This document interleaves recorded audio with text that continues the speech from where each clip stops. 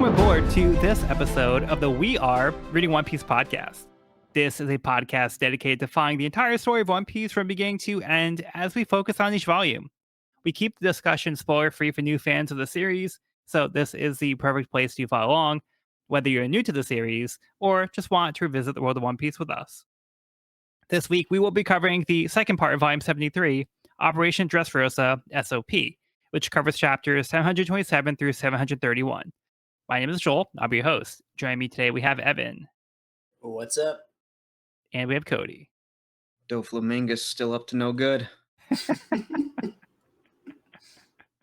And we'll maybe also hopefully find out what Operation Dressrosa S.O.P actually stands for. So It would be we have nice. that to look forward to.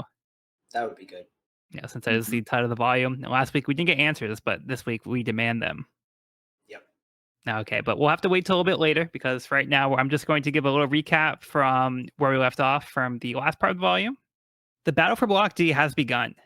Cavendish scolded the crowd for booing Rebecca for being the granddaughter of the former King Riku, winning the crowd over.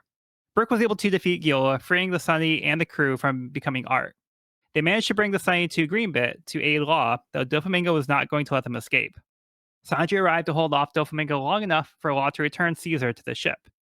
Law began to fight Doflamingo, allowing the Sunny crew to start heading for Zoe. Zoro and Kinemon arrived at the Coliseum to look for Luffy, but they find Bartolomeo. Starstruck, he was eager to help them find Luffy for them. Inside the Coliseum, Sai learned firsthand what happened to the losers from the previous rounds as he was dropped down a chute to junk piles deep underground. Here he found the other combatants along with piles of toys. The gladiator Ricky was revealed to be the former King Riku. The nearby nations respected Riku, unlike Doflamingo, who has thrown their countries into war. Sai was grabbed by goo from the ceiling and pulled into a room with trouble. He was given instructions to obey and turn into a toy. At the flower field, the Tontatas gave their friends a brief history lesson about the suffering they experienced under the Don Quixote family, and how the Riku family was good to them. When the Strats inquired about Rebecca, the toy soldier admitted that he is her father. So yeah, we had quite a bit going on there. Yeah, so much going on. While you're giving that description, I thought of the very meta idea of Giola turns her subjects into art and we're reading it in a manga. Yeah. That's kind of cool. Imagine if it was like the opposite, where it's like they become like super realistic. Yeah, like, right. Realistic versions of the characters. That would be so trippy. Or like they were like became manga characters. Yeah, or like how Oda does like the drawings. How Oda does like the drawings at the beginning of the volumes, how they like look super detailed and realistic. Yeah. So he just changes that style.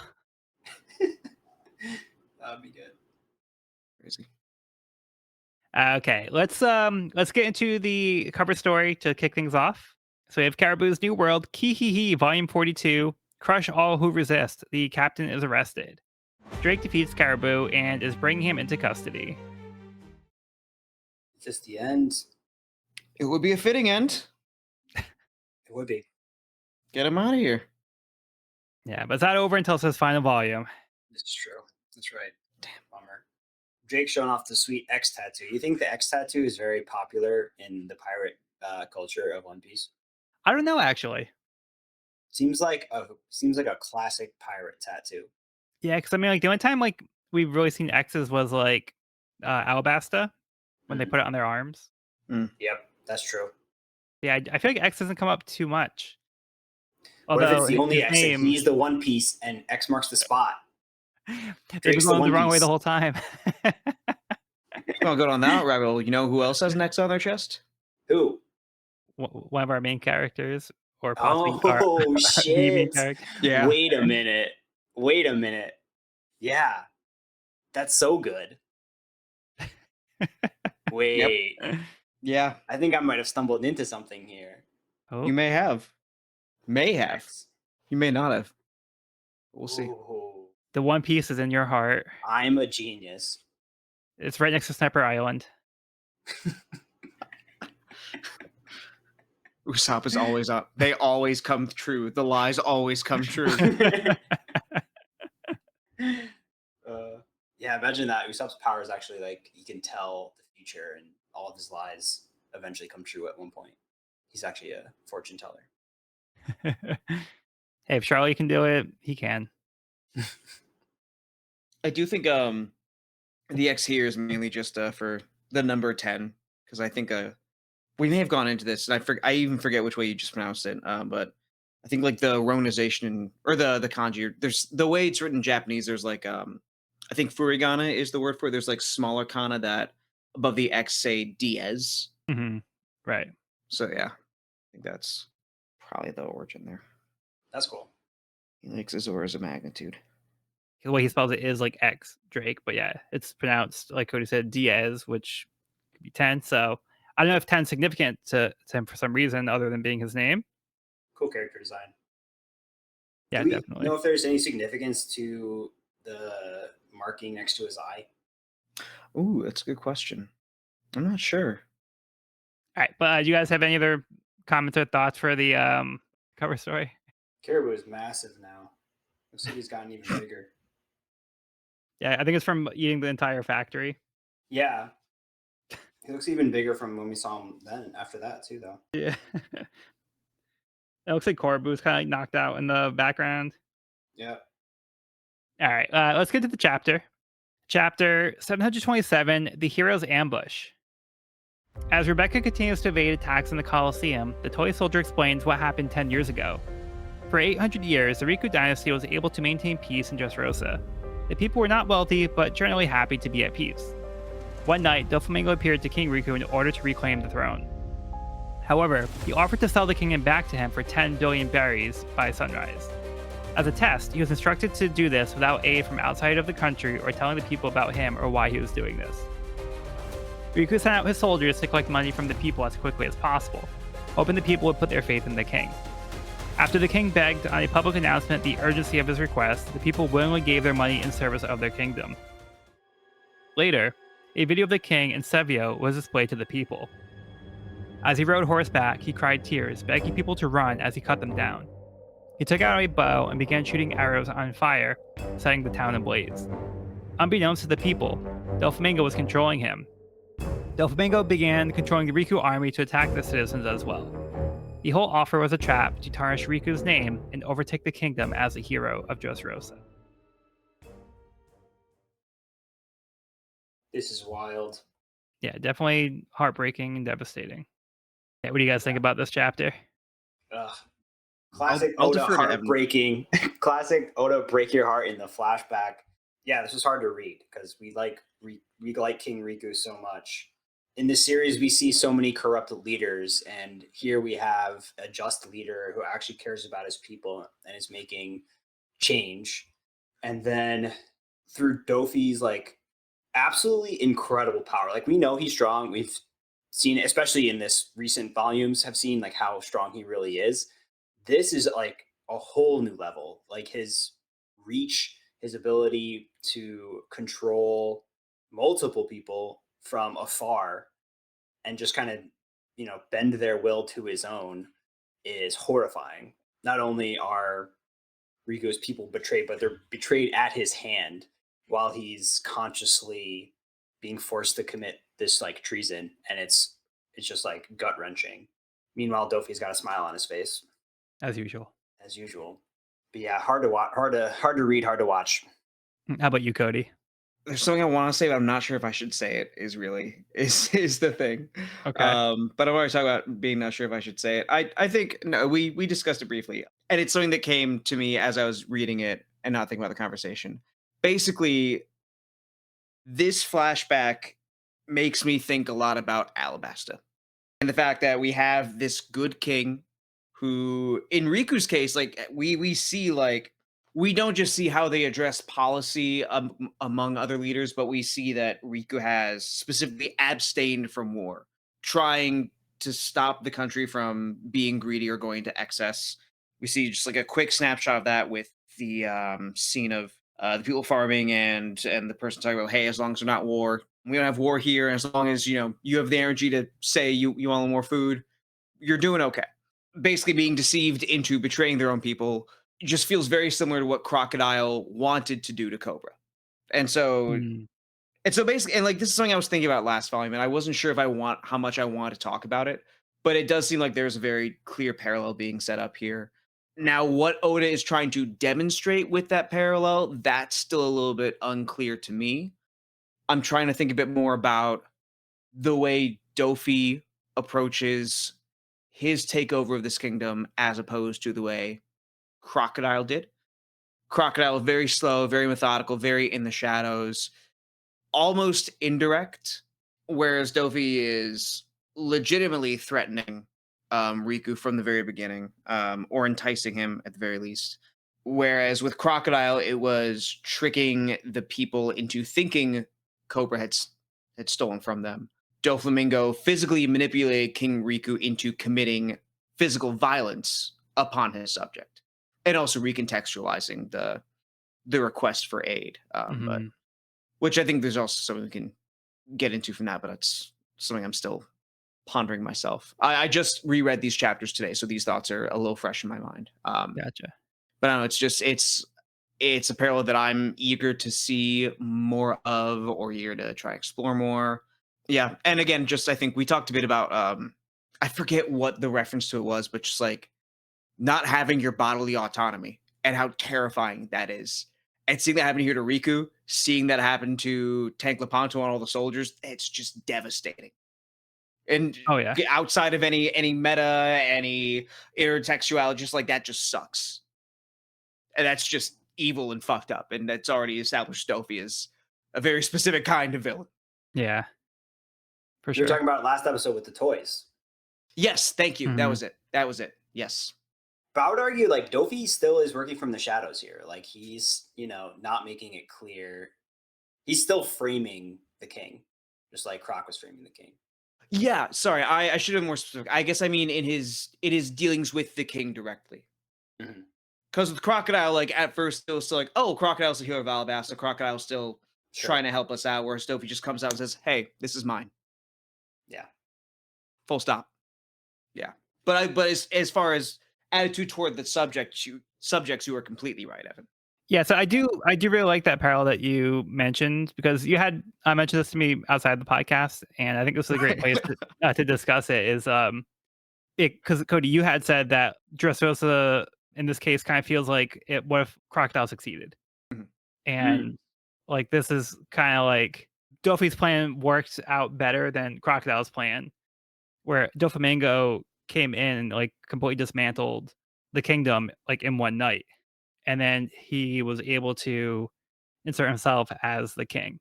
And he did this by setting up the situation where the king was going to look bad, and then he then made the king look even worse.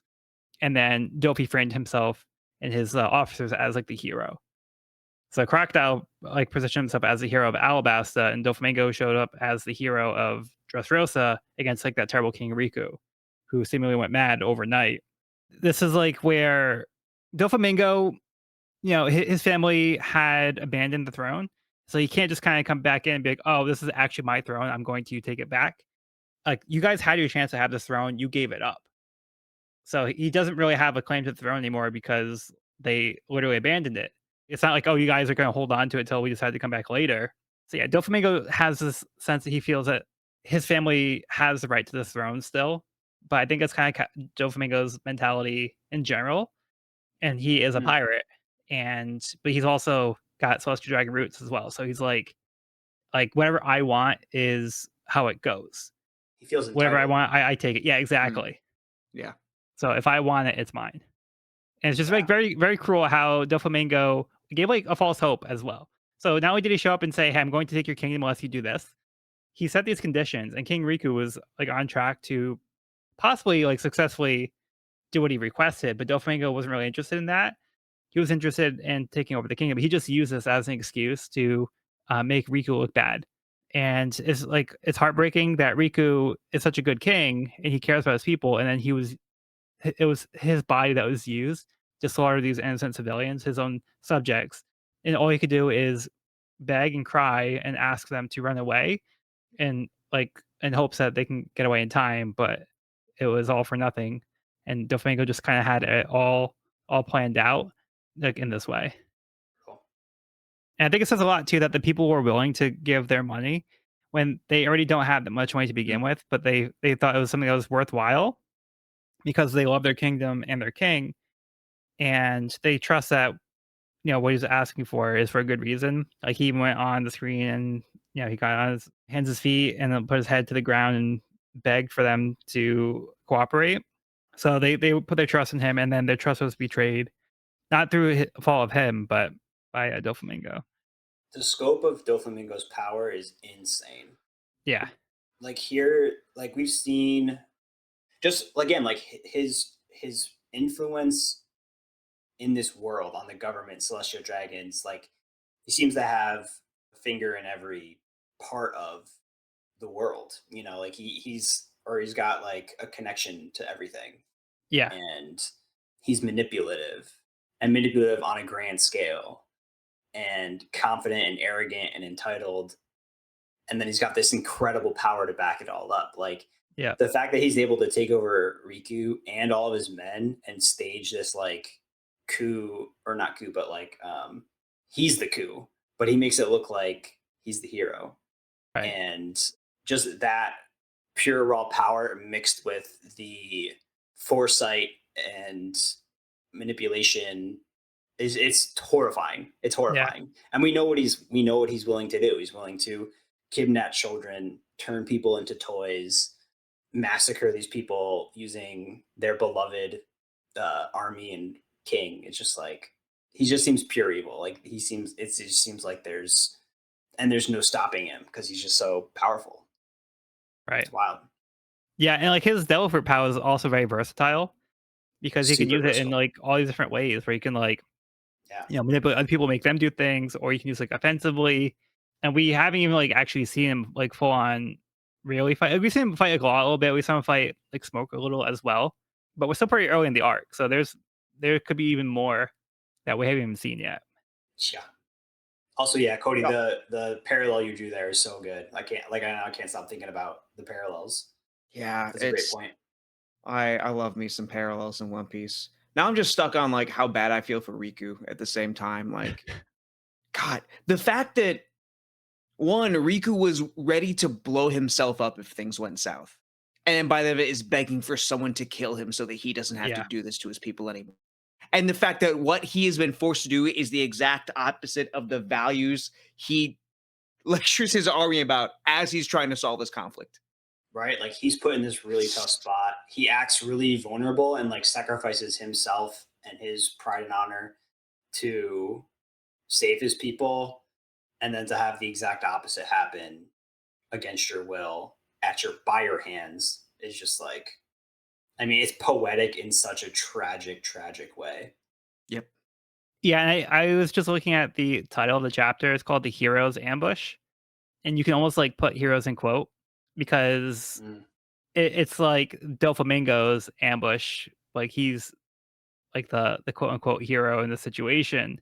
But yeah, he's the one who's causing the assault at the same time. So he's like making the problem that he's showing up to solve.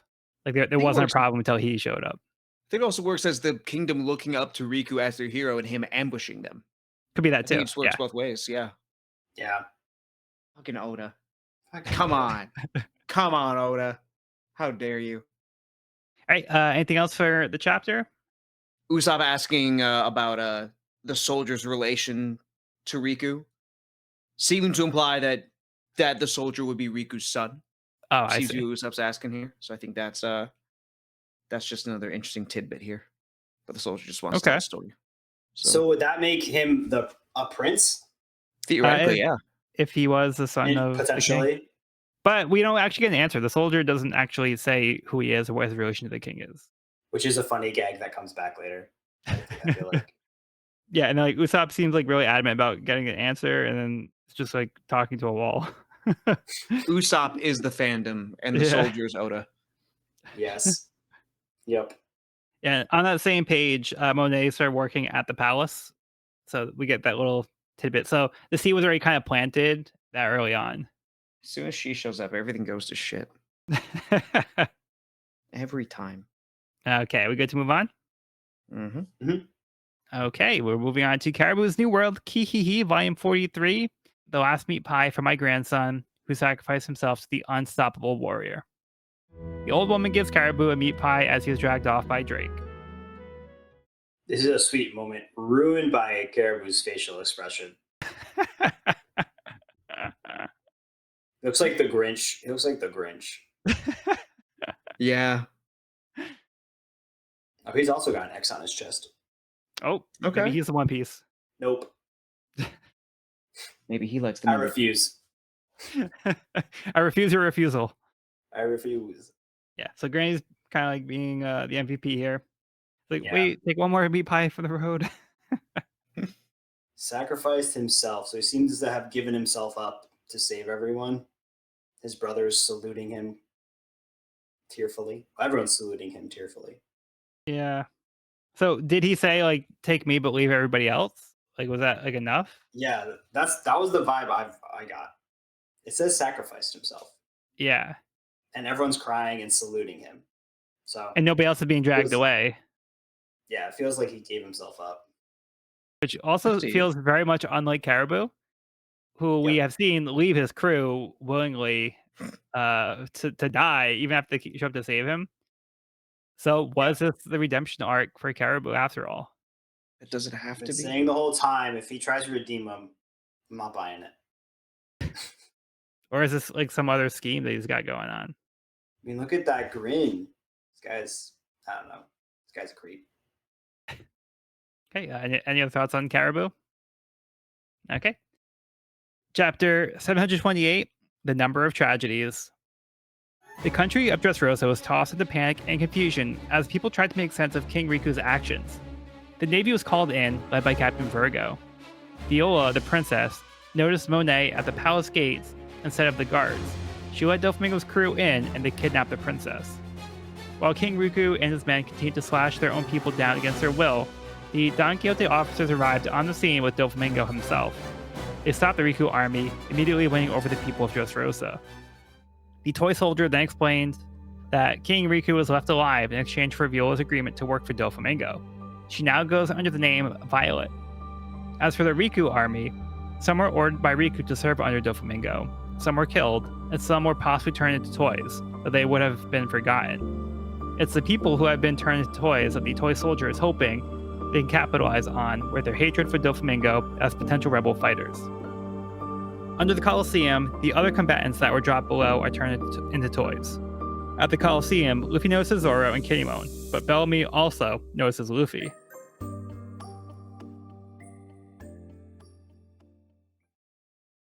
It's Monet with arms. Yeah? Oh yeah, she does have those. Yeah, we never really got the answer to why she had the bird wings because she did have them on Punk Hazard as well. She had her arms. At some point on Punk Hazard, Law had given her the bird wings.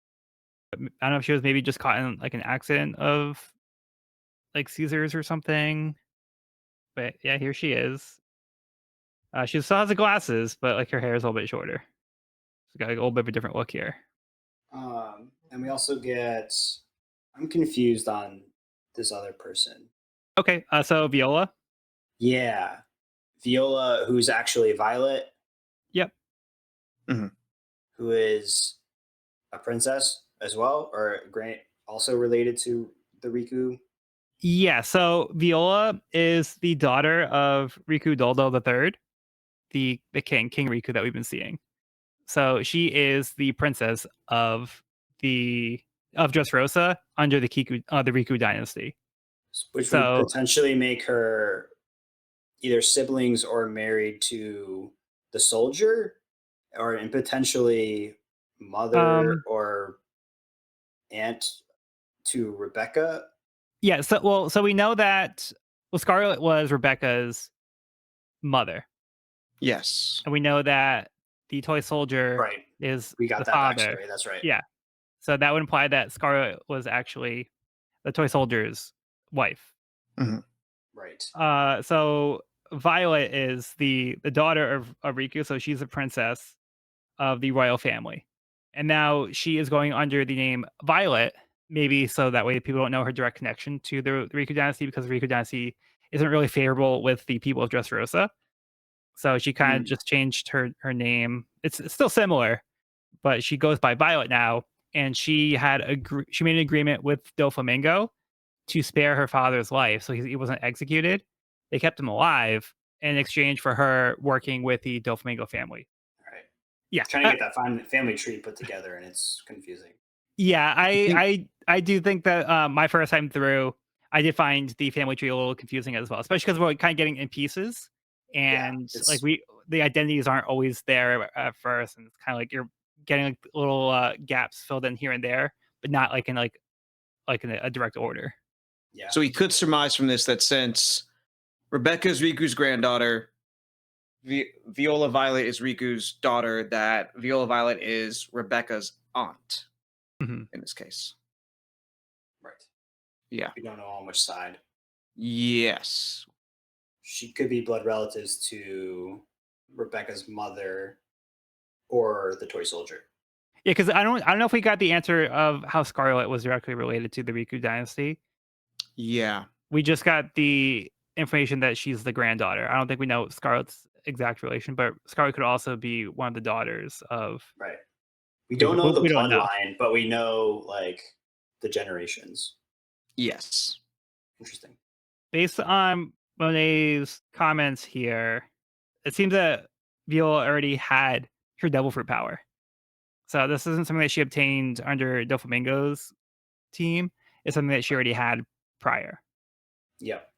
I mean, Monet was eager to just welcome in the Don Quixote pirates. So she was possibly a plan or some kind of agreement that was struck with Monet to give access to the palace, the Doflamingo's Yeah. Monet's so shady. crew. Shady lady. But I It's still like her maybe- character for some reason. I can't explain it. But yeah, I think she's a great character. Yeah, I like her character, but she's always in the wrong place at the right time. Was there a reason for her to use her snow powers at this moment? Or was it just to distract Viola? That's the only thing Yeah. I can think of. Maybe it was to be dramatic. Yeah, I was like, you're being a Just little a bit of extra here, flair. aren't you? Little flair. Gotta make that villain entrance. Good for her. Could have been to extinguish the flames. I don't know. Yeah, and we just get more scenes of the Riku army, just like mowing people down. And it's like the people are just confused. It's like, we gave you the money. Like, what did we do wrong? Why are you guys doing this? You guys are the worst. Mm-hmm. And they're just being massacred. This at the top of that flashback, the panel of Doflamingo puppet mastering King Riku is incredible. Yeah, that is a cool panel. Such a cool panel. Tragic, but stunningly drawn. It looks great. Yeah, agreed. Yeah, poor guy. I mean, he's just streaming tears. And then the Don Quixote officers show up here. And this is our first look at Pika. Yeah. Oh, it is, isn't it? Yeah, because we have seen like some silhouettes of him, but we hadn't actually seen what he looked like. Little Pika, right? Yeah. So these are the main suits. Yeah. These are the aces. Don't have the heart though. Oh, do we not have the heart yet, or is Dofi the heart? Oh, maybe Dofi is the heart. Right? Like, aren't these his three dudes? Aren't these the three dudes? Three peeps? No, that would make sense. I see you. I could be wrong. I don't know. Just guessing. I don't know. I'm trying to think if anybody else would have had a heart. Yeah, these guys are rocking the theme, and it's a good theme. That's a pretty sick theme. Yeah, it's a good one. Yeah, so I think the soldiers' plan it makes sense because with the current forces, they don't seem to have enough to combat Doflamingo's power. But with the amount of people who are toys, that's a potential for people who are aware of what's happening, who are powerless to stop this. So they do have that possibility of having people who are willing to fight against Doflamingo for what happened to them. And also some of them are likely to be soldiers from the Riku kingdom.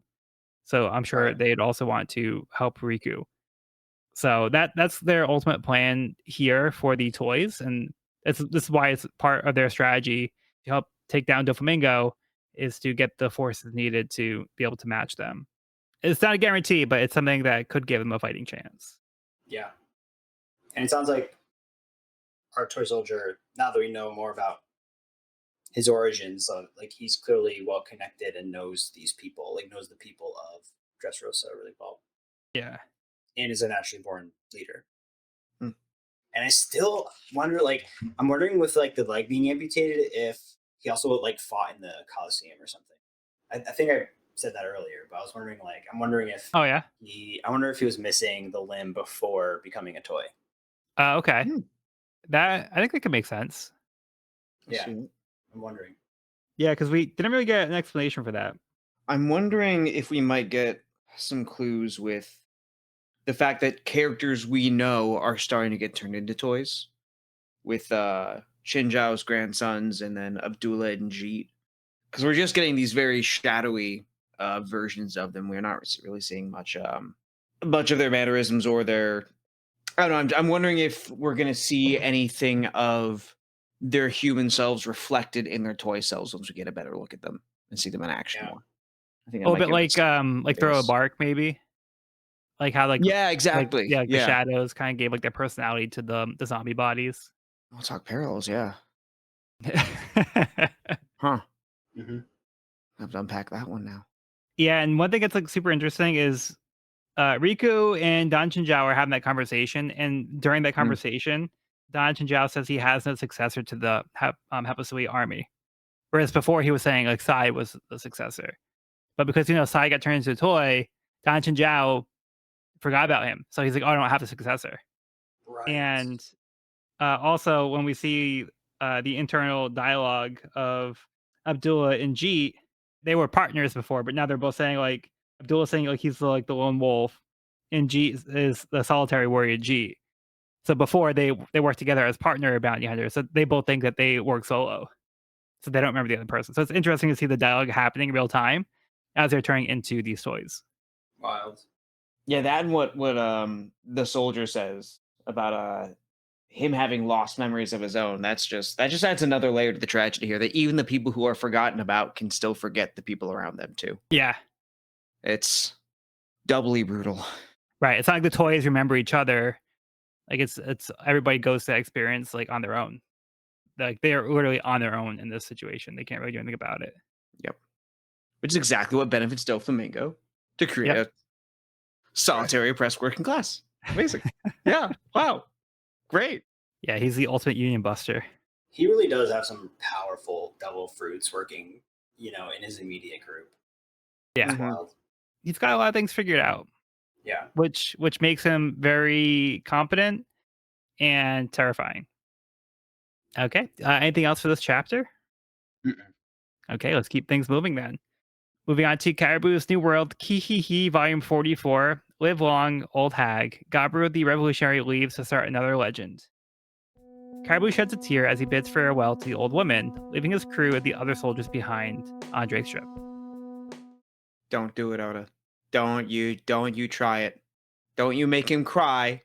Don't you try and paint him out like he has some regrets or cares about it. Don't do it, Oda. Don't you dare. We all know he's just gonna miss getting free meat pies. Yeah, right. It's fine. It's fine. It's fine. It's for the pies. You're right. It's for the pies. I'm gonna trust you. I'm gonna trust you. Oh, don't do that. Yeah. So one thing I found interesting is Drake's ship looks like a repurposed Navy vessel. Yeah. Yeah, I was just having that thought too after the last cover story. Like, who does he, like, why is he taking Caribou? Or does he think it's Scarborough? Maybe it doesn't matter to him. It's actually a good question because we don't know exactly what Drake's purpose is or like what Caribou's fate is going to be. Yeah, one thing with this here though is it stood out to me because his sails they appear black here, but when I looked up the colors for it, they're actually red sails. Normally, the marine sails would be white, so we know it's not a standard Navy vessel. It's Gotcha. Drake's ship. He's a pirate, but he was a former Marine, so he might have like had like a Navy vessel under his command, or like he had access to one, and he took it and he turned it into his pirate ship, which is kind of cool. That is cool. I prefer the Navy model. I'm used to that one. Yeah, I knew where all the bathrooms are. But it's also kind of funny how Caribou he only seems to be saying goodbye to the old hag, not his own crew, his own brother. So it seems like he actually doesn't care about his family at all. So maybe he did develop a bond with the grandma, but that's it. That's the only person he actually cares about in the situation. Like his own family and his own crew is kind of like an afterthought to him. Yeah, he's despicable. Still. Okay, we're good to move on to the chapter. Yup. Yeah. Pretty hyped for this one. All right. Chapter 729, Warlord Doflamingo versus Warlord Law. Before Bellamy makes a move, Dellinger arrives and says too much, admitting he was ordered to kill Bellamy after he killed Luffy. Doflamingo has the upper hand in his battle with Law.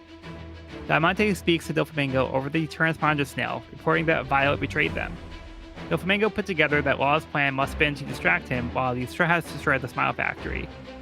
He ordered Lao Ji's group to guard the factory while Diamante will handle the finals in the Coliseum. Outside the Coliseum, Zoro gets Luffy for not inviting him to fight in the tournament. Vice Admiral Bastile's officers notice Zoro, but they instructed not to act as this will tip off the large number of criminals that should be coming out.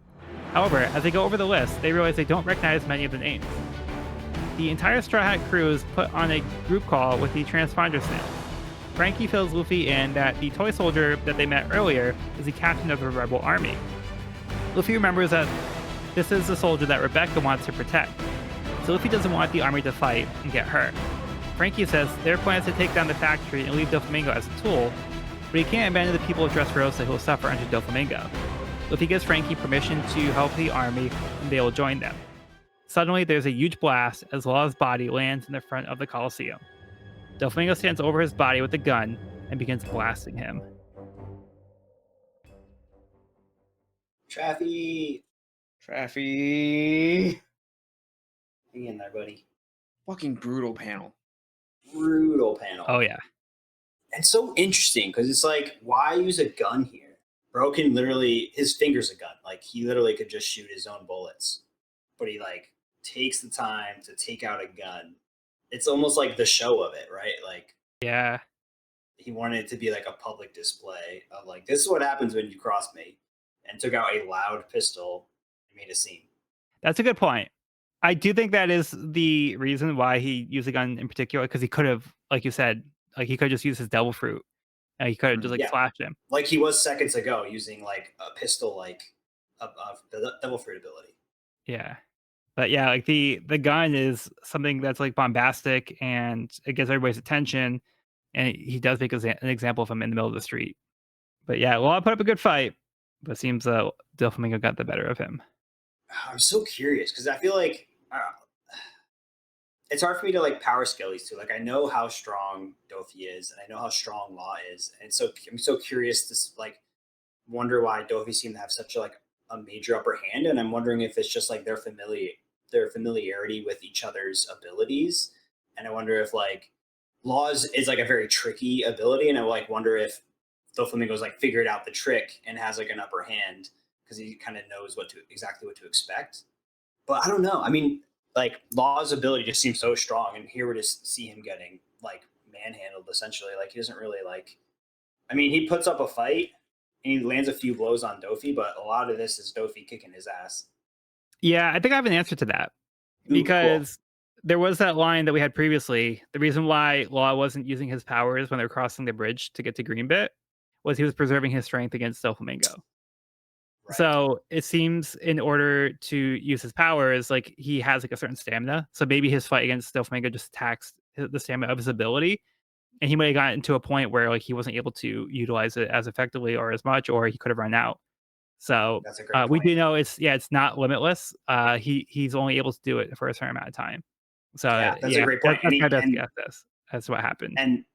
And that puts extra weight on like the sacrifice he made earlier. And there was attention drawn to that earlier too. I just kind of like forgotten. But yeah, that's 100% the reason. Brutal.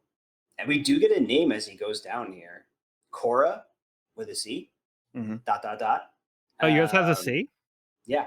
Cora, C-O-R-A. Cora. Huh. Mine has a K. Interesting. Really? Yeah. Yeah. Interesting. Not focusing, but it's got a C. Yeah, I did see it. Huh. The printing on the Viz website has a C. Yeah, so you guys probably have an R. On mine? Yeah. No. I have Zolo. It's stupid. Kill Zolo. Okay. Just Yeah. curious. So it's interesting because I was surprised to see it spelled with a K. Hmm. So it's interesting that both of your version has a C. That is interesting. That also kind of ruins my joke of being an Yeah. Avatar reference, though. So much for that. Interesting that we get this like name drop in this moment, because we do know that Chaffee's had a bit of a vendetta against Doflamingo, fighting for, as he mentioned, someone else. You know, his motives seemed driven by somebody else's ambitions, or someone who was wronged. Someone, we were kind of talking about this the last podcast, where it was like, Yeah. he's definitely hinted that there's another party involved with his gripe with Dofi, and that he's like Right. fulfilling someone else's like revenge, or I don't know how to say it exactly, but he's like, No, I gotcha. his revenge is not his own. Yeah. Like he shares it with somebody who meant something to him. And here we get a name as he goes down, and I can't help but think that Korra may be this person who he is trying to avenge, or is planning to guess. avenge. Maybe. Context clues are there. If it's cool, I want to come back to the fight between Law and Dofi real quick. I think, Joel, you make a really good point about Law's stamina. I do think that there is at least another layer to it, because I think that is at least partially true. If we look at this, we see that he does have a room active over the bridge. So, of course, the powers aren't completely depleted. But the main thing for me is that he's using Scalpel, and that was the attack he used against Smoker to push his heart out. And so we see that Law is aiming, but Dofi's legitimately just dodging him. Yeah. Spinning underneath. And so I think part of it is that Dofi is just that fast, just that agile, moves in a weird way that might be hard for Law to predict. Who knows? This is maybe there's some hockey stuff going on here. We don't really know enough about that. But the thing I find interesting here is that right after Law does Scalpel, which is basically like a projectile attack, in the fact that it pushes something out. It doesn't push a projectile out, but it turns something in a range, in a linear path into a projectile. It pushes it out. Dofi uses a similar kind of attack with the bullet string right after that, following it up to say, you can't do this, but I can do the exact same thing you wanted to and pierce you. Yeah. So to me, that feels very intentional. That feels just very sadistic on Dofi's side. Feels very tailored to Law here. But I do think I think a lot of like the reason why Law takes the L here is maybe in addition to him being tired and being out of stamina, just Dofi being that gifted a fighter. Yeah. Especially against Law in this circumstance. Yeah, my comment wasn't meant to take away from either character. I do think Law is just straight up outmatched by Doflamingo. Like Law did a good job holding his own, but I think it was inevitable that he was going to lose.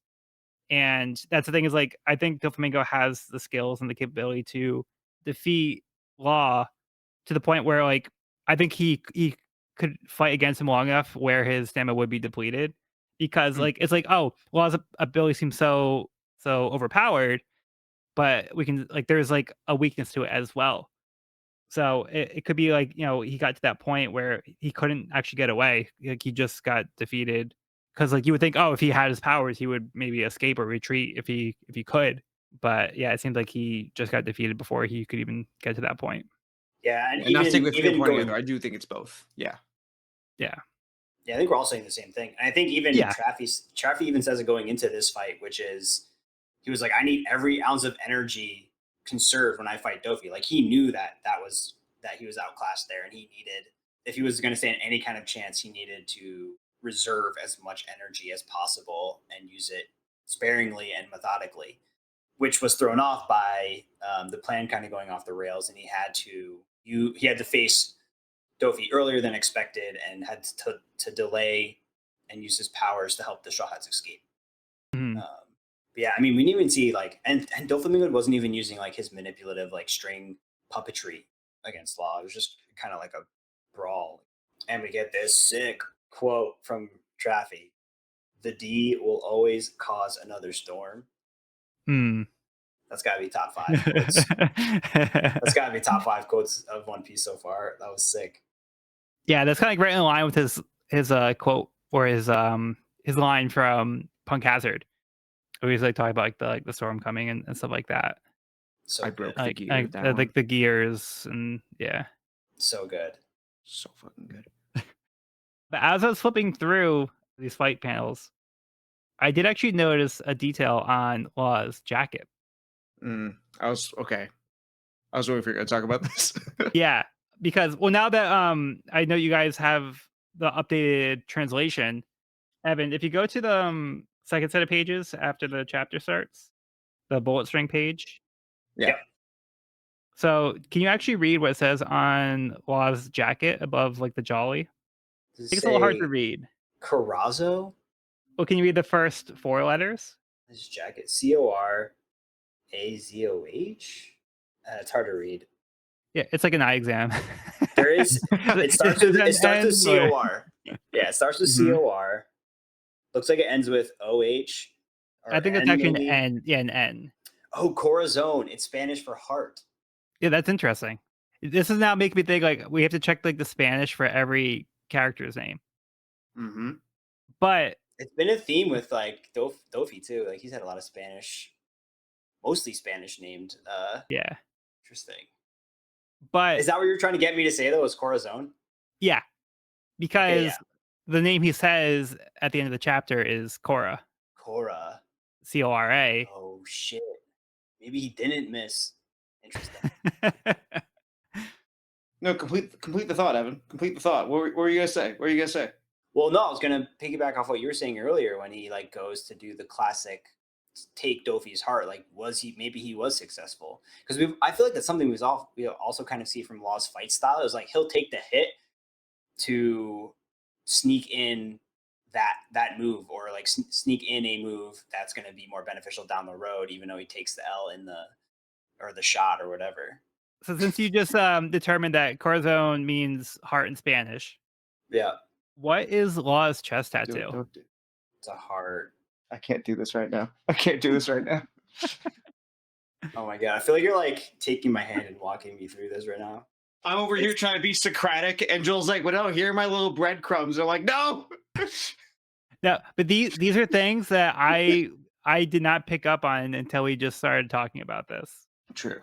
It's like the flaming heart, right? I'm trying to see is there a good shot of it in this. It's not a good shot, but there is the one where he says like the panelist is like, "Are you kidding me? They're supposed to be in the final round." The whole crowd's pumped up for it. Like when Doflamingo's talking to Diamante. Yeah.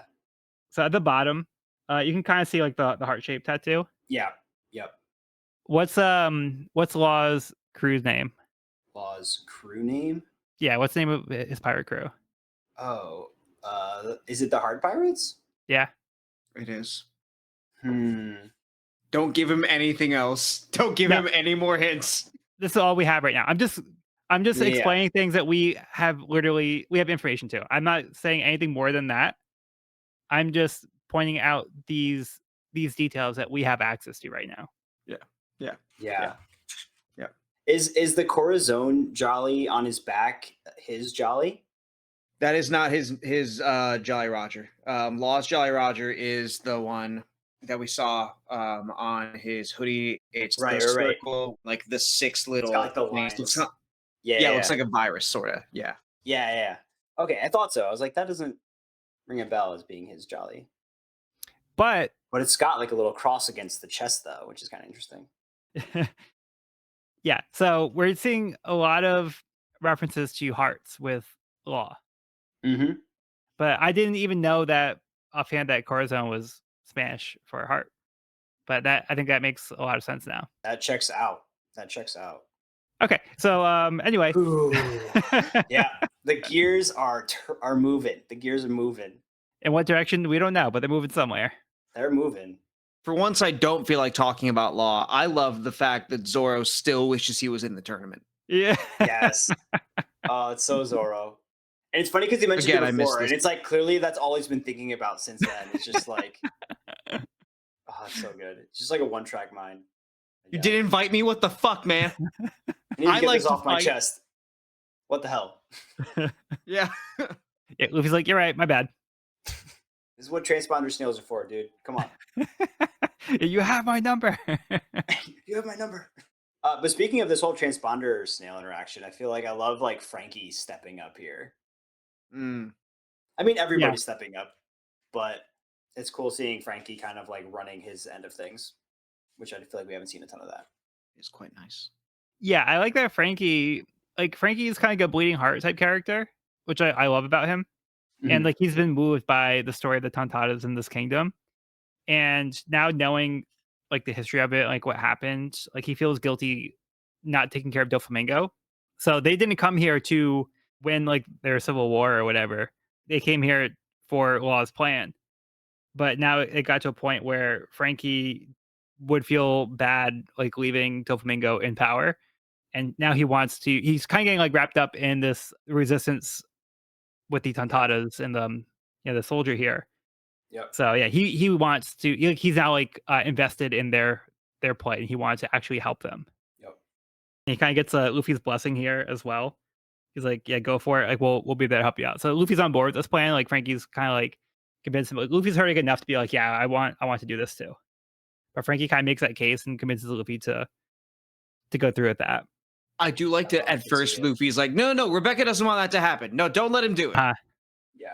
But he does listen. He takes into account. Yep. A good leader. Yeah. Yeah. It's a great interaction. I also love outside the Coliseum how the Navy they're all stationed out there waiting for like this influx of like people to come out. So they took the time to take these notes and like these big names that they've been looking for. But now they're like, like who are we waiting for? Like, I don't know any of these people. Like, why were we looking for these people? So they chose not to attack Zoro because like they're like, oh, let's wait for like let's not take the easy bait. Let's get like the the big catch with like all the people coming out later. So that's why they're like holding off because they don't want to like scare off the rest of the people. But what do they know? They're not coming out. Yeah. Hey, do you guys have anything else for this one? I think I'm good. Okay. Going on to the next part of the cover story. Caribou's New World, Ki Volume 45. Before he left, Gabiru cried, "Treasure the grandmas!" The old woman seemed happy that Gabiru cared about her. Treasure the grandmas. So controversially, it's so brave. It's so truthful. Yeah, I love that. I wonder if she like misheard him. Like I wonder if he said something different and that's what she thought he said, but he didn't say that. But there's no like basis for it. That's just me like speculating based off of pretty much nothing. Yeah, it just doesn't seem like something Caribou would say. Yeah. I'm wondering about the translation of it, honestly. So I think it's like, oh, save the grandmas, but I have no basis in that. Yeah, I think part of why I'm thinking it could be something else because of the word treasure. Yeah. Just feels strange. Like if he cut some kind of deal or something. I don't know. Maybe we'll find out. Yeah, maybe. Well, this cover story is still going. Island. Somehow. Still going. Okay, let's get into the main chapter. Chapter 730, 3 cards. Luffy shouts at Doflamingo for shooting Law, but Doflamingo just says he was once his subordinate, so he's cleaning up his own mess. Luffy tells Kinemon to retrieve Law while Zoro attempts to attack Doflamingo. The attack is blocked by Isho's sword. Zoro is sent underground by Isho's Devil Fruit ability as Kinemon is slashed by Doflamingo. Zoro pops back up and retaliates by sending a shockwave with his slash. Luffy is surprised to learn that the man he helped earlier is a Navy admiral. Doflamingo and Isho retreat, taking Law with them, leaving Zoro and Kinemon to the Navy soldiers. They have to run, but Zoro tells Luffy to find a way out and meet up with them. Suddenly, Brook shouts over the transponder snail. Big Mom's ship has found the Sunny, and they want Caesar too. Caesar begs the Straw Hats to save him as he took research funds from Big Mom and misused them. As they try to decide if they should turn back to Dressrosa, Nami points out that there are 3 cards everyone is fighting over: Caesar, the Smile Factory, and Momonosuke, for some reason. They have 2 of the 3, so they can't let them slip away. Luffy gives the order for the Sunny crew to head for Zoe, while the rest will handle the factory and getting Law back. Whew, so much happened in this chapter. When we think there isn't enough going on in Dressrosa, somehow there's more going on in Dressrosa. Somehow we have an emperor now. Great. I love the art here when Isho steps in and intervenes. Such a sick panel. But Yeah, then Zoro gets dropped immediately, and it just has me running. I'm like, man, if Zoro ever gets a devil fruit, he's gonna be unstoppable. Isho's ability is also really sick. yeah. Yeah, this is brutal. And Luffy just has to stand by and watch. And he grabs the bars and hits the and like slumps. And this might be one of my favorite onomatopoeias. Florp. Florp. Wow. That's a good one. That's a good one. That's a keeper. Yeah, so if you found out the hard way that the bars are made out of sea prism stone. Yep. Smart design. Who are the shivers? Yeah, so things are very chaotic. Wall's not in a good spot. Zoro is now fighting a warlord and a navy admiral. Kamon is also getting attacked. I remember reading Dressrosa week to week, and this is one of the chapters that stands out for me as being one of the most memorable parts of Dressrosa. Just the reveal of Big Mom's ship being here is like terrifying. And it's like not even the full crew, and like Luffy and Zoro aren't there, and now like part of the Straw Hats have to deal with Big Mom. Yeah. So Again, this is a I crew agree. on the level of Whitebeard. Yeah. This crew's deadlocked with fucking Whitebeard. And it's incredible like how dire the situation gets. And I think it's so cool to see how the Straw Hats handle it because like they're all kind of like, able to speak with each other through the transponder snails and they're all kind of Yeah. separated. But I feel like they do like a really good job of communicating here. And Luffy is like thinking on his feet and like makes some like really great decisions here. Like I honestly feel like everyone on the Straw Hat crew like steps up in this moment. Like Frankie, Nami, Zoro, Sanji, Luffy, like everyone just like rises to the occasion to get the information out and make a plan quickly and act quickly. And it's kind of cool because I feel like even though it's a pirate crew, we don't really see them acting in this manner or like letting things go up the ladder of like okaying things with the captain. Like I feel like we don't see that like standardized kind of like crew interaction, but like I feel like in this moment we do kind of seeing everybody stepping up to the occasion, which is pretty sweet. Yeah, I think Luffy's also putting a lot of faith in his crew and their ability. Yeah. So one thing, like Luffy could have taken the events from Marineford and doubled down, or like Saba Odi, how his crew got split up. Like he could have taken that and held onto his crew more tightly, being like, I don't want to lose them, so I'm gonna like not let them go too far. But Luffy isn't that's not the lesson he learned from his experiences. He learned to get stronger and he has the capability, but he's also putting that trust in his crew. And he Mhm. realizes in order for us to grow, like I need to also let them do their thing, and he has faith in them as well. So kind of like how Law was giving faith to the Straw Hats, Luffy also believes in his own crew, of course. Yep. So when Frankie makes a request like, "Oh, I want to help them fight against the Doflamingo Kingdom," Luffy's like, "Yes, let's do that. Like, let's go for it. I trust you with that." Now, when Big Mom's crew shows up, Sanji asks for permission to engage with the Big Mom pirates, and Luffy says to go for it, and he tells them to move forward to Zoe because he trusts that they'll meet up again soon, but they need to make a tactical retreat and head for Zoe because Big Mom's crew is going to prevent them from being able to really do anything at this point. So it's going to add more to their plate that they can't handle right now. So Luffy makes that smart decision to split the party in a sense and to have them move on to the next destination because they know where to meet up with. So that's going to be their goal is to get the crew back together once they take care of what they need to hear. And Luffy's putting his Mhm. faith in his crew to do what they need to do. Yeah. There's something awesome about seeing Luffy like locked in Yeah. because we always see him like go lucky, happy, having a good time, easy going, go with the flow. But like here we see him like locked in, being the captain of the Straw Hats and like getting shit done. And I love that.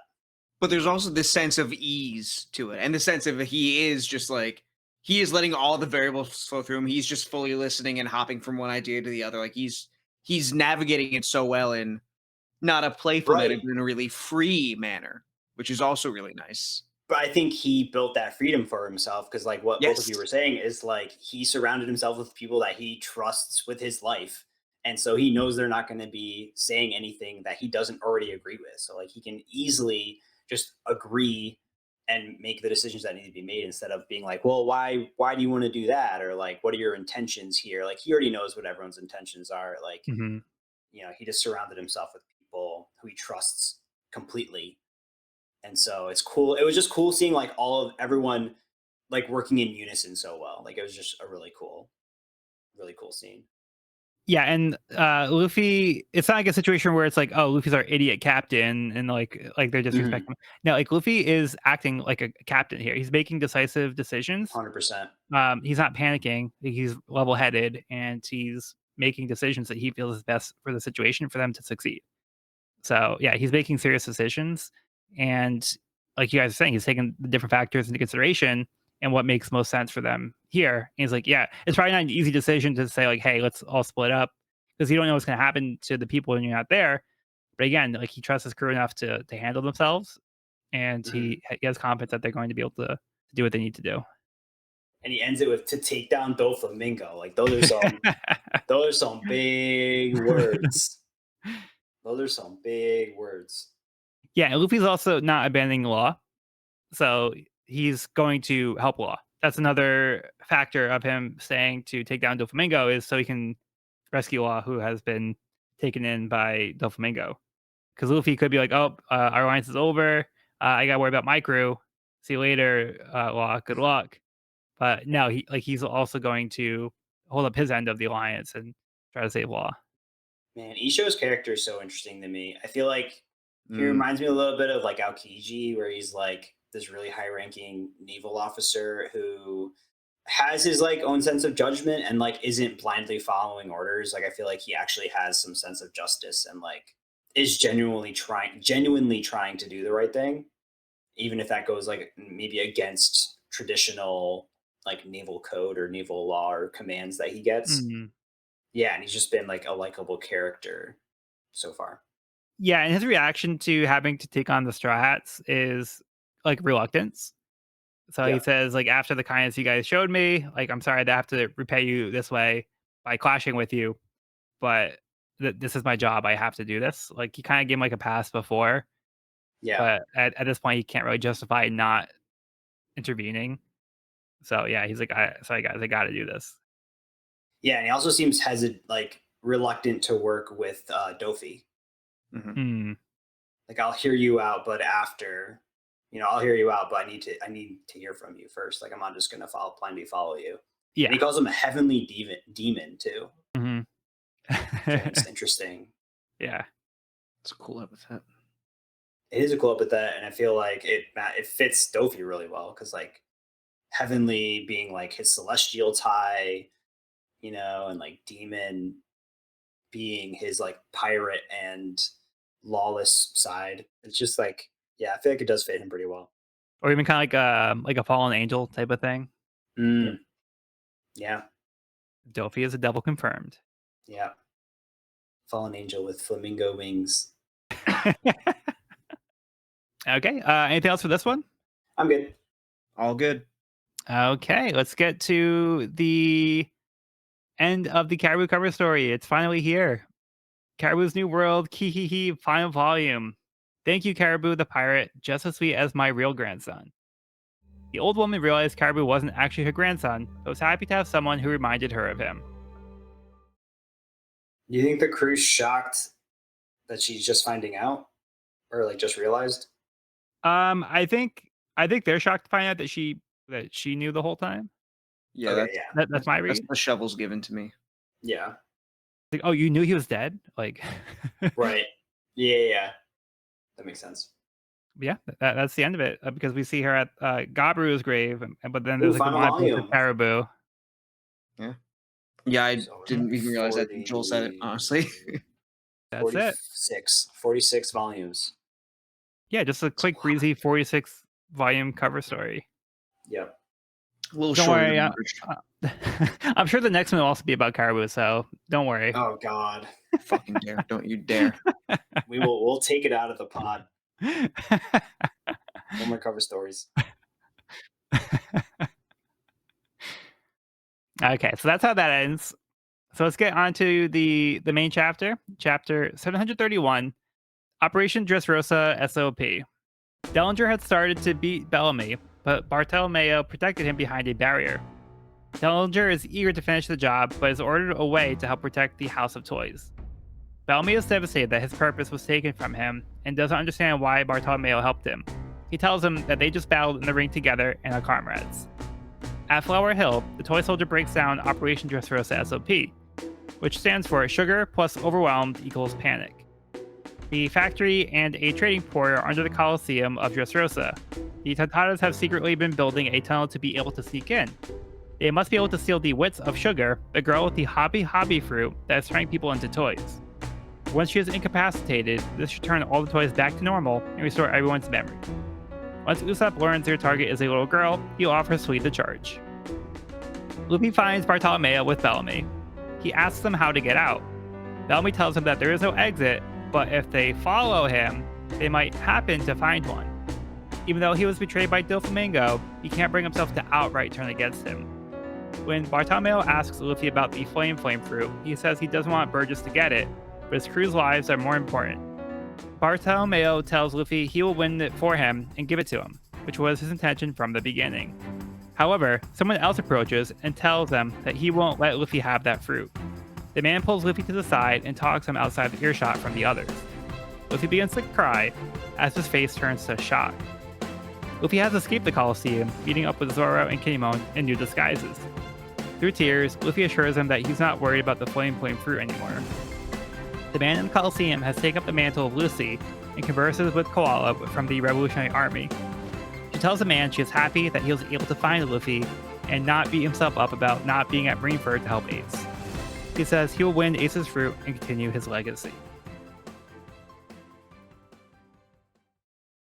Wowee. Well, should we start with that? I think we kind of have to. I think we have to. Yeah. No, I like this character approaches and completely silhouetted in mystery, and we see Luffy's reaction. I'm like, is this is this a really important character? And you flip the page and we get a full spread of Luffy's reaction. I'm like, oh, this is a very important character. He gets an L face over here, or an Enru face. Yeah. It's that earth shattering. Oh, it's so good. It's a full so page. Good. Oh, it's everything. It's so good. And yeah, I'm gonna guess. I think Oda makes it like a pretty heavy-handed hint that this is Sabo. Oh, you think it's Sabo? Yeah, okay. I think it's Sabo. I was gonna say something completely different. So it's interesting that you think it's Sabo. No, you weren't. You were totally fucking with me right now.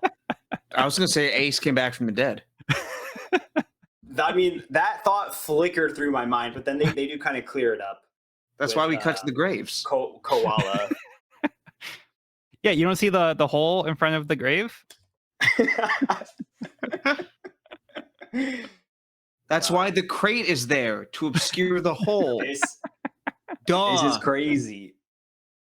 Okay. Yes. So it's heavily implied that this is Sabo. Yeah. Which is wild because we've been talking about it, how we never really saw Sabo ever. Like, he's kind of disappeared. Well, yeah, it was heavily implied. Yeah, it was heavily implied that like he died. Right. But implied. It was heavily implied. Heavily implied. But we know nobody actually dies. But when we had the cover story going through the decks of the world, we did have the graves, and then you clocked the 3 cups. So when you saw that, do you remember mentioning that you think it could have been Sabo?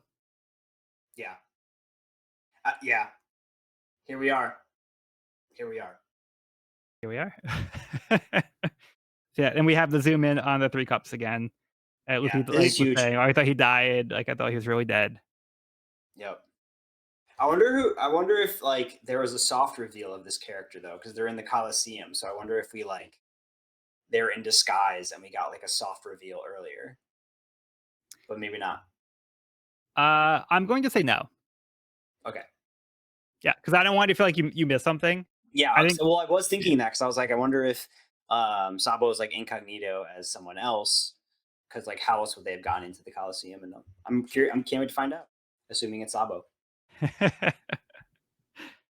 His face is too good. This is like the second or third time we've gotten like we had a few of face. these. Yeah, a few of these. This We've had a epic. few now. But yeah, this is one of the best ones. Oh my god, with the beard too, so good. Cody, what was your reaction to this chapter? Back in the day, I don't even remember because I think this is the part where I was just reading everything. I think I binged it all at that point. Yeah. I don't even remember. Or then what's your reaction now? Now it I don't I don't have words right now. Okay, that's fair. Yeah. I think just the way that this person's talking to Luffy is it's very formal. It's very adversarial. I don't know if that's on the translation. To me, it's very interesting that if this is Sabo, that he would be talking to Luffy like this. I've known that for years is very interesting to me as well. I want context. I want context. I'm noticing I need the details here. Yeah. But it is very touching to see Luffy get so worked up like this. And you can even see just like I don't know, in the shocked panel, I see joy in that face as well. Oh yeah. Oh yeah. I think it's very very well articulated by Oda. It's a really well done panel. Yeah. This is Luffy just being completely overwhelmed with like happiness that he's not dead. Yep. Yeah, and I loved Bartolomeo's reaction. How he was also being like kind of the strong man, like bodyguard type for Yeah. Luffy. Like, do you even know who this guy is? Like, he's better than you. Like, don't you dare disrespect him. And he's like, I know who he is. Like, I've known him longer than you. Like, Yep. yeah. So I like the way this is presented because there's giving you like a lot of clues here, but it's not telling you the answer outright. And it's presented in a way that's a little mysterious, but it's like a wink, like Otis kind of winking at you, like being like, what's going on. You know what's up. Yeah, Even looking back, I noticed that the mysterious figure is holding like a top hat in that far panel where they He's talking to Luffy. where Bartholomew's like, who is this guy? Yeah. Yeah. Yeah. So also interesting is this person is talking to Koala. So Evan, do you remember who Koala was? No, it doesn't like jump out at me.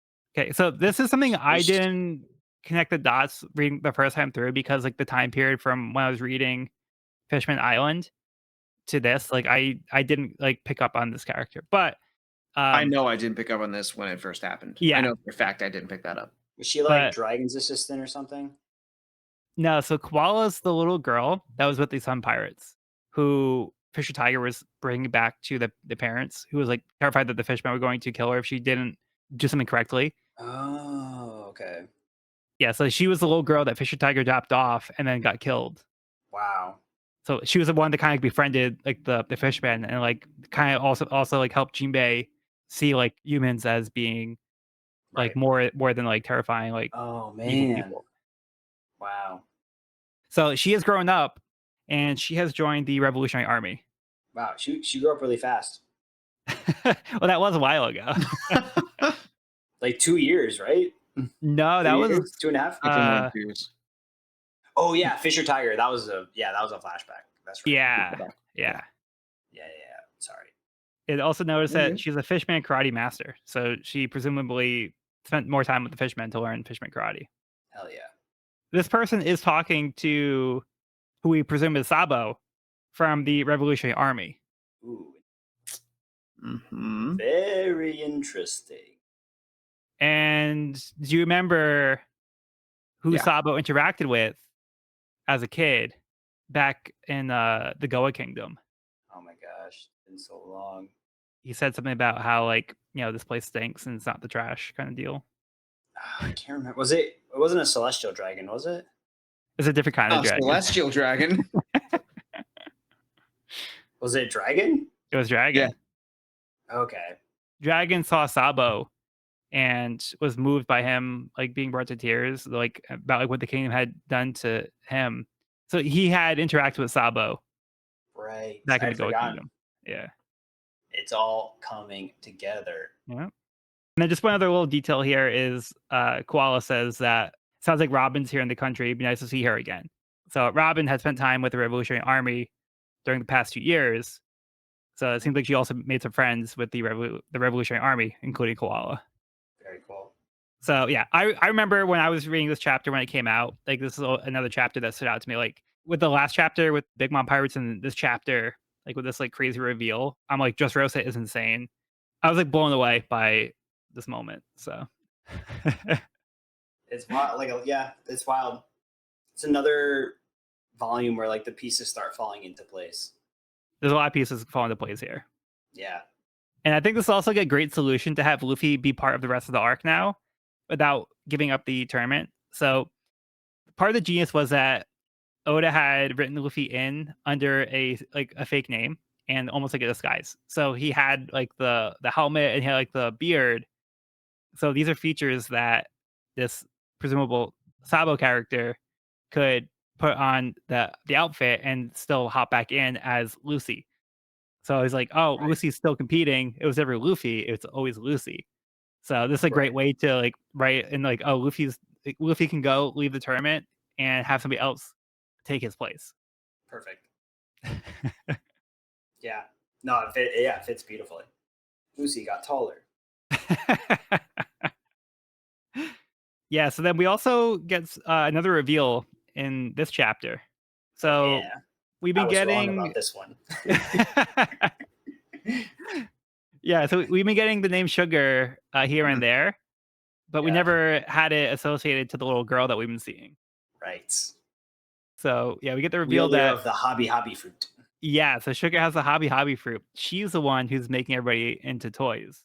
The toy soldier says that she might appear young, but it seems that the fruit freezes the eater in time never to age. So it's kind of like a side effect of the devil fruit, but it kind of like goes into the theme as well, where it's about toys. So it's kind of like preserving this childlike body, so she's not really growing up. It's almost like a Peter Pan type of thing. She can keep making people into toys. So it's something that seems like a fun thing, but it's actually like No, that's a pretty horror. tragic. Yeah, it's tragic. No, it's like, oh yeah, toys are fun. Yeah, yay. And like when everybody comes to like Dressrosa, oh yay, toys. But what she's actually doing to people is horrific. Yeah. Yeah. The devil fruit god who created this fruit was like, no, I just wanted, a little girl to be able to turn rocks into toys. And I never had this in mind. But Dofi saw that and was like, oh, I know exactly how your devil fruit should be used. Slave So labor? messed up. Got it. So messed up. But yeah, this does give us like a realistic game plan though as to how we can overcome the work that they've been doing and turning people into toys. So there is a path that they can follow that will hopefully resolve this issue. But their whole operation kind of hinges on that being successful. Sugar, overwhelmed, panic. Why couldn't we guess that? It was right there. I mean, it's pretty obvious. Yeah. So obvious. I can't. I'm surprised you guys didn't get it last episode. I'm embarrassed. We Should have known. But it's specifically sugar plus overwhelmed equals panic. So this is the equation. True. I thought it would be standard operating procedures, but shows what I know. No, how do you guys feel about Bellamy's situation? Oh yeah. That one's rough. Oh wait. So to backtrack, we have Dellinger, right? Yep. And you use he/him pronouns in the description. Yeah, I believe Dellinger Yeah. is a male character. Okay. And goes by male pronouns. Okay. Yeah, the heels are just a design choice. Some nice heels. Yeah. And the whole fit's nice. The giraffe top and like the horned hat. I Yeah. wonder if the horns are part of the hat or part of their head. Oh. Or if they have horns and the hat just goes over the horns. They just have to get a hat that could accommodate the horns. It's got to be one of those three things. Curious. Yeah, we didn't get a lot on this character, but they were able to best Bellamy. Yeah. On Doflamingo's orders. Yeah, that's why you don't trust Dofi. I mean, come on, stabbing people in the back is his specialty. Yeah, he keeps moving that goalpost too. So it's like Bellamy's been nothing but loyal to Doflamingo, and it's never been good enough. So like whenever there's like a path, like Bellamy's like desperate to try to take that path to win Doflamingo over and to prove himself. And when he falls short, Doflamingo doesn't tolerate it. He was given this order to take out Luffy. And it's like, oh, if you do this, now we'll give you a spot as one of the officers. But it turns out that was never going to happen. So even if he did kill Luffy, Dellinger was here to take care of Bellamy in turn. So they were just using Bellamy for their own purposes. It's just tragic that Bellamy has no identity of his own at this point. That is just revolving around receiving accolades from Doflamingo, from Dofi giving him that identity. In fact, he has no reason to live at this point. You still can't find it in himself to like also betray Doflamingo. Yeah, He's like, it's still like all I got. the abuse is firmly taken hold. Yeah. Yeah, it's sad. Do you think he could have gone through with it though? Do you think he could have gone through with assassinating Luffy? I don't think so. I don't either, because I feel like they kind of just had that respect and kind of a little bro moment together. Yeah, I mean, I think Luffy might just like outclass him, but Yeah, that too. Do you think he'd attempt like actually, go through with it? Yeah, that's the thing is like I don't know if he could bring himself to do it at this point, but you also don't know what happens if somebody's like backed into a corner. Yeah, He might be like, it's either you or me, and sorry, I gotta at least try. Yeah, and it's Bellamy. Yeah, I don't know if he could be successful enough to reach this point. I could see Bellamy getting himself to the point of, okay, one more blow. But at that point, I don't know what's going to happen. Right. And I think That's he what I'm might. thinking. Yeah. But it's still a question of could he get there against Luffy? Yeah. I think this is just a different Bellamy than what we've seen in the past. Like I think back in the day, like Jaya Bellamy, I would say like absolutely. Bellamy Dressrosa, I think it's a different story. I think so too. I definitely think that would have shown that this character has changed since then. Yeah. But I think it's great that Bartolomeo steps in here. And even though he doesn't know Bellamy that well, and even though his motives aren't positive for Luffy, he's still being like a real one here, and he's still protecting Bellamy just because like they had fought as comrades. Well, they fought like as fellow warriors in the ring before, so it's like a sign of respect. I view you as like a brother kind of deal now. Which also just feels like on a meta level, like the most shonen thing to say. Yeah. So Barto being a fan of like the biggest shonens, like, yeah, like it's the Barto is us parallels just keep on coming. Yeah. Just keep on coming. Say. We know he's hitting the comma here. Yeah. Love it. Yeah. So I think we end on a pretty exciting chapter for this volume. Yeah. I'm stoked. Probably gonna start the next chapter immediately after this. I can't wait to be reintroduced to Sabo if it is Sabo. Maybe. Hopefully. Yeah, maybe it's Sabo, or perhaps not. Or perhaps not.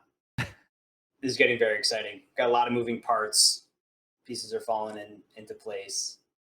And the stakes just keep going up. I mean, the appearance of Big Mom. I got Sugar wrong, but Big Mom did show up this chapter. Yeah. Which is again just good writing. I feel like it just added like immediate urgency and immediately changed the plans entirely. Yeah, and I feel like that's something that's like you can't predict that happening. Like that's just something that like came out of nowhere. But it makes sense because Luffy had just like picked a fight with Big Mom. We even mentioned this too, but like there's that wrinkle now that Caesar is kind of on the run for Big Mom. So he now has a reason to be like, hey, Straw Hats, I'm going to stay with you a bit longer because I don't want to go to this other ship. If Big Mom gets me, who knows what's going to happen. So I don't want to do that. So it's a way to tie that in as well.